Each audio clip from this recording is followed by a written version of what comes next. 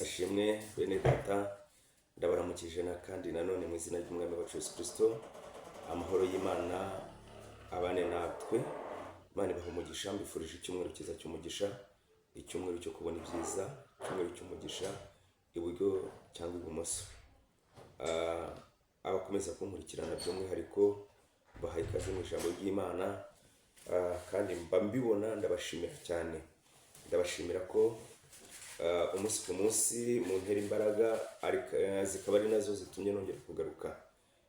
Rero Imana ibaha umugisha kubwo kudusengera cyane, kandi mukomeze mudusengere. Imana ibaha umugisha. Iyi ni channel y'ijambo ry'Imana Pass TV, ni channel y'ivugabutumwa.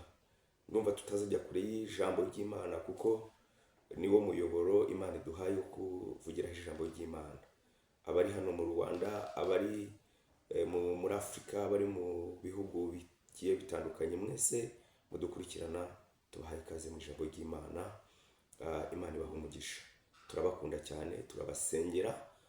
Niwo muhamagara Imana iduhamagariye no kubwiriza ubutumwa bwiza bwa Yesu Kristo. Nkuko bisanzwe muri kumwe na Pastor Alphonse Byukusenge. Imana ibagirire neza. Ntabwo nzajya mvuga byinshi, gusa ikiba kiduhuje cyangwa icyo tuba tugendereye ni ijambo ry'Imana. Twakwivuga cyane ariko bitarimo Yesu. Rero reka tujye tuvuga Imana kuruta ibindi. Ndabizi Imana ibindi izajya bigenda ibikora kandi neza. Tujye kuganira kandi ku magambo Imana ishyize ku mutima uyu munsi, n'amagambo meza ari mu gitabo cya Yesaya ibice 27 ku murongo wa 10. Niyo magambo Imana igiye kuvugiramo ivugana n'ubwoko bwayo. Reka tuyasome hanyuma dusenga Imana. Bibiliya iravuze ngo wagenze urugendo rurerure rugutera kunanirwa, ariko ntiwisubiremo uvuge ngo ntacyo rumaze. Wabonye ikikongerera imbaraga nicyo cyatumye utiheba. Imana ishimwe cyane, kandi Imana ibagirire neza. Bibiliya iravuze ngo wagenze urugendo rurerure rubatera kunanirwa, ariko ngo ntiwisubiremo uvuge ngo ntacyo rumaze. Ntacyo rumaze nicyo cyatumye ikongerera imbaraga, nicyo cyatumye utiheba. Turi mu cyumweru cyo gushima Imana. Icyumweru kiba kirangiye, iminsi 7 myinshi. Imana yarakurinze, yarinze urugo rwawe, yarinze umuryango wawe, yarinze ubuzima bwawe. Birakwiye ngo dushime Imana. Yisomye ijambo ry'Imana muri Zaburi 150. Bibiliya iravuga ngo mushimire Imana hera hayo, muyishimire mu isanzure ry'imbaraga zayo, muyishimire ibyo yakoze, muyishimire gukomera kwayo, muyishimire nk'uko bikwiriye. Bibiliya iravuga kandi ngo ibihumeka byose ibyo yaremye bishima Uwiteka. Rero Korali Nkunda Ambassadors iravuze ngo biriho kandi ngo biracyariho ibyatuma tugira gute dushima Imana. Biriho nshuti yanjye, nshuti y'umusaraba, biriho byatuma dushima Imana. Aya magambo rero yankoze ku mutima. Ni amagambo Yesaya yanditse. Aravuga ngo wagenze urugendo rurerure. Sibyo yemwe, hari ibintu Imana yakunyujijemo. Ibuka uri kwiseta, bavuze kuri bubagwe, Imana irahagukura uhava utabazwe. Biranashoboka ko wanabazwe utaha uri muzima, utahana umwana muzima. Yenda si kubyara gusa ku babyeyi, nawe urabizi inzira Imana yagiye gucishamo. Haleluya. Wagiye kwa muganga bikomeye, wagiye kwa muganga urushye, wagiye kwa muganga ubona utari buve kwiseta, utari buve kwiseta, ariko Imana irahagukura. Izina ry'Imana rihimbazwe. Ibuka gesida wagiye ucamo, ibuka ubuzima wagiye ucamo. Ndi ku ijambo rivuga ngo wagenze urugendo rurerure rugutera kunanirwa. Inzara yakuriye, byago n'amakuba by'umukiranutsi. Nasomye ijambo rirambwira ngo naho byaba byinshi ngo Uwiteka ajya mukiza muri byose. Wagenze urugendo rurerure rugutera kunanirwa, ariko ntiwisubiremo. Satani ajya abwiriza abantu akabereka ibitaragezweho, akabereka ibitarakozwe, bigatuma udashobora kwatura zakanwa kawe ngo ushime Imana. Bigatuma udashobora kubwira abantu imirimo y'Imana yakoze. Ikibwiriza cya Satani 90 cyangwa 100% kikwereka ibintu bitagezweho. Wabyaye neza, ariko kuko minerivare z'abana zigeze, amashuri ageze, urabona ko nta kimana yakoze. Imana yakoze imirimo, Imana yakoze ikibanzwa. Wagenze urugendo rurerure rugutera kunanirwa, ariko ntiwisubiremo uvuge ngo ntacyo umaze. Ndashaka uno munsi ubwiriza umutima wawe, wibutse umutima wawe wibuke iby'Imana yakoze, wibuke imirimo Imana yakoze. Izina ry'Imana rihimbazwe.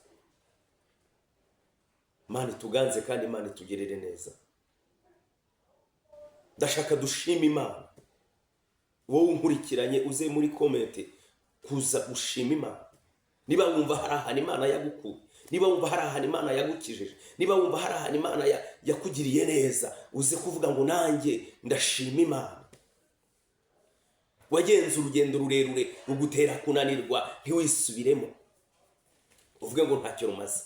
Oya, Imana yakoze ibyo yagombaga gukora. Imana yaciye inzira aho igomba kuyica.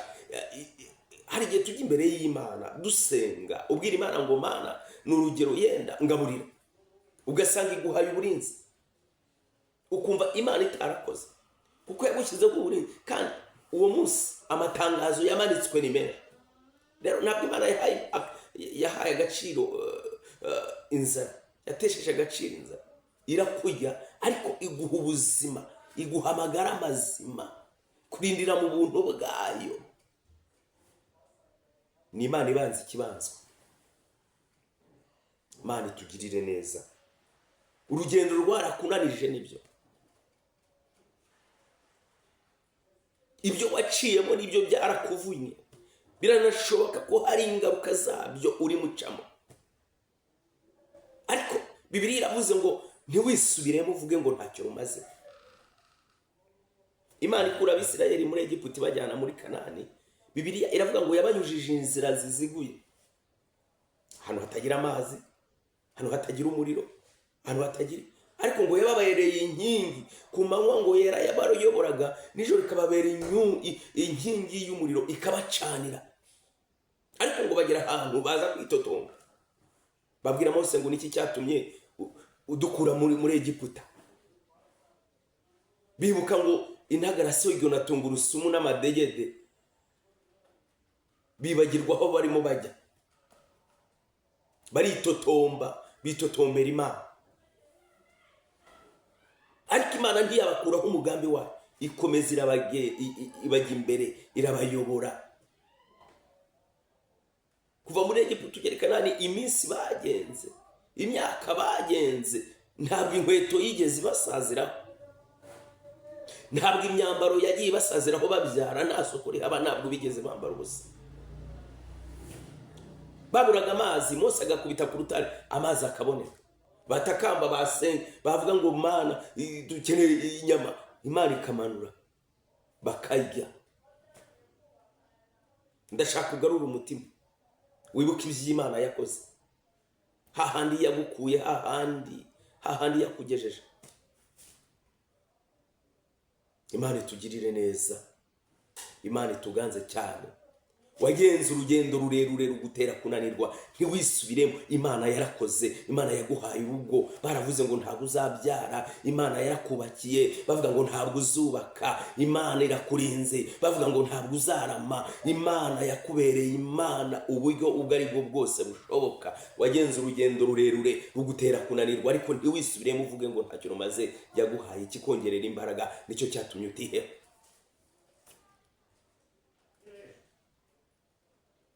Niyo mpamvu ngusaba ngo ntuzemere ugaragaza umubabaro mu banzi bawe. Niyo mpamvu nkwinginga ngo ntuzongere ugaragaza amarira mu banzi bawe. Abaguhaye iminsi ntibazigere babona igitonyanga cy'urujojo cy'amarira ku maso yawe, uziyumanganye. Ibyiringiro dufite nuko dusenga Imana yumva, ibyiringiro dufite nuko dusenga Imana ikora, ibyiringiro dufite nuko dusenga Imana ivuga. Wagenze urugendo rurerure rugutera kunanirwa, ntiwisubiremo uvuge ngo ntacyo rumaze. Haleluya.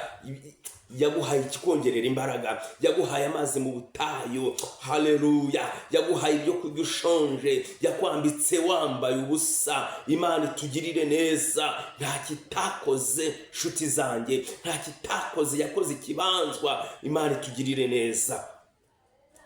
twasomye ijambo muri Zaburi 150 biravuga ngo mushimire Imana hera hayo. Birakwiye ngo kuwa mbere ushime, birakwiye kuwa kabiri ushime, iminsi yose ushime imirimo y'Imana, ushime ibyo ukuboko kw'Imana kwakoze, ushime ibyakanwa kavuze karasohoza. Haleluya. Satani ntakuriganye ngakwereka ibitaragezweho, Satani ntakuriganye ngakwereka ibitarakozwe. Hoya, Imana yabanje ikibanzwa, nicyo cyatumye utiheba.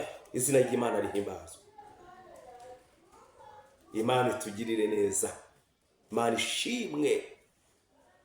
Nje kukwibutsa ko ugomba gushima Imana, nje kukwibutsa ko ugomba kuvuga imirimo y'Imana, nje kukwibutsa ko ugomba kuvuga imbaraga zayo, nje kukwibutsa ko ugomba kuvuga ibyo yakoze. Yabikoze ku mugaragaro, izuba riva, ibuka igukorera ubukwe, ibuka izuba riva. Imana barakuragira avuga ngo no, uri muri rwarwo ubona iherezo ryawe ry'ubuzima rirangiye, iminsi yawe uyibara nawe. Imana ikugarurira icyizere. Haleluya. Niyo mpamvu umwe mu bacu yavuze ngo naka gasura ni ukuberayo izina ry'Imana rihimbaza. Yambukije Abisirayeli inyanja, bayinyuraho nk'abambuka humuka. Nawe uzi Yorodani yakwambukije. Dushima Imana. Biriho byo gushima, biriho byo kuvuga, biriho byinshi twavuga. Nshuti mukundwa unkurikiranye, reka uno munsi tuzi imbere y'Imana dushima, tuzi imbere y'Imana tuvuga imirimo yayo, tuzi imbere y'Imana tuvuga iby'imbaraga yakoze, tuzi imbere yayo tuvuga imirimo y'Imana, tuvuga ineza yayo. Oh, haleluya. Imirimo yakoze irahambaye, imirimo yakoze irakomeye. Izina ry'Imana rihimbazwe. Imana tuganze, Imana tugirire neza. Ni cyumweru cy'umugisha nkwifurije kongera kwibuka imirimo y'Imana ukazamura ishimwe. Iyo Satani arangije kukwereka ibitaragezweho, no gushima Imana birayinanira. Ahubwo niyo ugarutse ugarukana amarira, ugarukana kwiheba. Oya, Imana ikeneye abantu bayiramya bakayishima, bakavuga imirimo yayo no gukomera kwayo, bakavuga ibyo yakoze, bakavuga imirimo yayo. Bitera Imana gukora ibindi, bitera Imana gusubiza ibindi. Rimwe na rimwe amasezerano yacu turayafunga. Nkunda umugabo Yehoshafati, ngo ingabo z'Abamoni n'Abamowabu ngo zimutere, ngo yihata gushaka Imana. Atangira abwira Imana iby'Imana yamubwiye, atangira abwira Imana iby'Imana yakoze. Ubu yavanye Abisirayeli muri Egiputa ikabajyana muri Kanani, uburyo yakubise umwami wa Ashuri, uburyo yashenye Farawo, uburyo yahambye imfura zose zo kwa Farawo nta nimwe. Imana yumva ko hari abantu bayifitiye icyizere. Kugira ngo Imana izakora ibindi, ni ukuyiha icyizere ku byo yakoze, ikongeraho n'ibindi. Kandi itafari rituma twongera kubona amashimwe ni ukuyishimira ibyo yakoze. Imana iguha umugisha, Imana ishimwe. Nari ku ijambo rivuga ngo wagenze urugendo rurerure rugutera kunanirwa, ntiwisubiremo uvuge ngo ntacyo rumaze, yakongereye imbaraga. Nicyo cyatumye utiheba, nicyo cyatumye udapfa. Imana ibagirire neza. Reka dusengane Imana. Turagushimye Uwiteka Imana, turaguhimbaje mukunzi wacu, wowe uri hejuru y'amajuru, wowe uri kwisubira hose icyarimwe, n'ikuzimu urahazi kandi ugerayo. Kuko ikibinyemeza no kuba muri Satani imfunguzo ugafungura ibituro by'abera. Turagushimye, twongeye kwibuka ko wagize neza, twongeye kwibuka ko wahabaye, twongeye kwibuka ko ari we data, ari wewe mama, ari wo tureberera. Tugushimiye imirimo wadukuye ku iseta tubyara, watuvanye mu buzima, waduvanye mu bushomeri, watuvanye mu bukode, watuvanye ku gisuzuguriro, waduhaye agakiza. Turagushimye ko kuri Imana yacu. Twongeye kuguhimbaza, twongeye kuvuga imirimo yawe myinshi. Imana, izina ryawe nirihimbazwe. Urakoze nyakubahwa Imana. Abakurikiranye iri jambo bose ubaha umugisha, kandi bongere bashima Imana, izina ryawe rihimbazwe. Bana nabo rero, kandi Mwami mbatuyeho cyumweru cy'umugisha. Urakoze ko kuri Imana. ntabwo nagenda nasengeye ubwoko bw'Imana. Hari abarwaye, hari abashomeri, hari abaruhijwe n'ibibazo bigiye bitandukanye, kandi Imana irifuza kubatabara, kuko ibyo yibwira kutugirira ni byiza ntabwo ari bibi. Fata aho urwaye, niba urwaye shyira umutima ku kibazo ufite. Ndumva tugiye gushimana Imana kino cyumweru dutangiye, ni intangiriro yacyo twigiye kwinjiramo, kizakubera icyumweru cy'umugisha. Data wa twese mwiza, sengera abarwayi, abari mu bitaro, abarwariye mu ngo, abafite ibibazo bigiye bitandukanye by'amarira, by'ubushomeri bibahangayikishije, mu izina rya Yesu.